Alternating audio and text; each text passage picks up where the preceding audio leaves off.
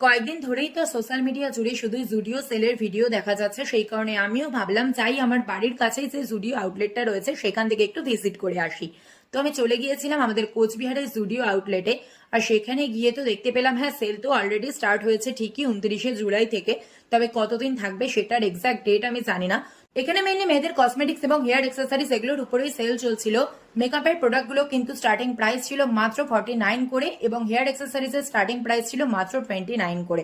তো এখানে আমি কিছু লিপস্টিক ট্রাই করছিলাম, এগুলোর কালারগুলো বেশ ভালো ভালোই ছিল। এছাড়াও কিন্তু এখানে অনেক স্লিপার ছিল যেগুলো স্টার্টিং প্রাইস ছিল মাত্র 149 করে। এখানে খুব সুন্দর দেখতে ছোট ছোট ইয়াররিংস, নেক পিস এগুলো ছিল যেগুলো স্টার্টিং প্রাইস ছিল মাত্র 49 করে। আর এখানে আমি নেল পালিশ, লিপ বাম এগুলো সেকশনে গিয়ে দেখছিলাম, একটা নেল পালিশ ট্রাইও করেছিলাম, সেটাই নিয়েছিলাম। কারণ এখানে নেল পালিশ কিন্তু প্রায় শেষের দিক হয়ে গিয়েছিল, সেই কারণে খুব একটা কালার ভ্যারাইটি ছিল না। এর আগে আমি যতবারই আমাদের কোচবিহারের জুডিওতে গিয়েছি কোনোদিনই এতটা পরিমাণে ভিড় দেখিনি যতটা আমি কালকে দেখলাম।